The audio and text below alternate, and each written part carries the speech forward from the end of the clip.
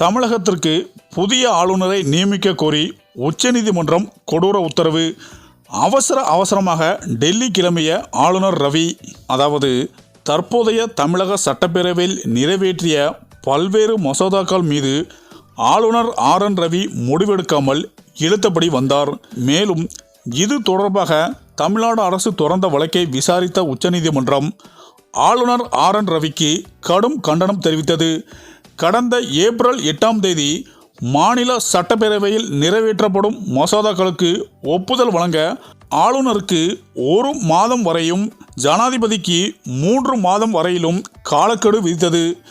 இது தொடர்பாக ஜனாதிபதி 14 கேள்விகளை உச்சநீதிமன்றம் கேட்டிருந்த நிலையில் இது தொடர்பான வழக்கு விசாரணையை சாசன தலைமை நீதிபதி உள்ளிட்ட 5 நீதிபதிகள் அமர்வில் விசாரணைக்கு வர உள்ளது. மேலும் தமிழக அரசுக்கும் ஆளுநர் RN ரவிக்கும் மோதல் போக்கு உள்ளது. குறிப்பாக தமிழக சட்டப்பேரவையில் நிறைவேற்றப்படும் மசோதாக்களுக்கு ஆளுநர் RN ரவி ஒப்புதல் அளிப்பதில்லை எனவும் மசோதாக்களை கிடப்பில் போடுவதாகவும் ஆளும் திமுக அரசு கடுமையாக குற்றம் சாட்டியது. மேலும் பல்கலைக்கழக துணைவேந்தர் நியமிப்பதில் UG தலைவரையும் சேர்க்க கோரி இடையூறு ஏற்படுத்துகிறார் என்று தமிழக அரசு வழக்கு தொடர்ந்தது. இந்த வழக்கு கடந்த ஜனவரி மாதம் முதல் விசாரிக்கப்பட்டு வந்தது. மேலும் விசாரணையின் முடிவில் கடந்த 8ஆம் தேதி தீர்ப்பு வழங்கப்பட்டது. அப்போது தமிழக அரசு அனுப்பிய நிலுவையில் உள்ள மசோதாக்களுக்கு உச்சநீதிமன்றம் ஒப்புதல் வழங்கியது. உச்சநீதிமன்றம் தனது சிறப்பு அதிகாரத்தை பயன்படுத்தி ஒப்புதல் வழங்கியுள்ளது. அது மட்டுமின்றி அரசின் மசோதாக்களுக்கு ஒப்புதல் வழங்க ஆளுநர் மற்றும் ஜனாதிபதிக்கு கால நிர்ணயம் செய்தது.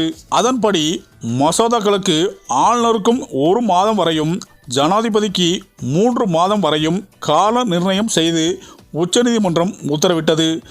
இது தமிழக அரசுக்கு பாசிட்டிவாகவும் அமைந்தது.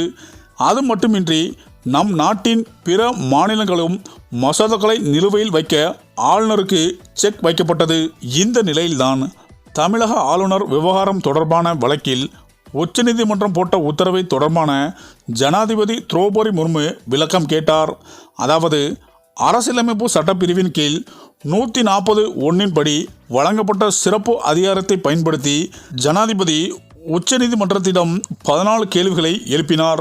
ஜனாதிபதியின் 14 கேள்வி தொடர்பான விவகாரத்தை உச்சநீதிமன்றம் அடங்கிய அரசியல் சாசன அமர்வு விசாரிக்க உள்ளது. ஆக இப்படியான சூழ்நிலையில்தான் அது மட்டும் அல்லாமல் இந்த வழக்கு தமிழக அரசுக்கு சாதகமாக இருக்கும் பட்சத்தில் தமிழகத்திற்கு புதிய ஆளுநரை நியமிக்க உச்சநீதிமன்றமே உத்தரவு பிறப்பிக்க உள்ளதாகவும் இதை உடனடியாக ஜனாதிபதிக்கு கெடு விதிக்கப்படும் என்ற தகவலும் வெளிவந்து கொண்டிருக்கிறது.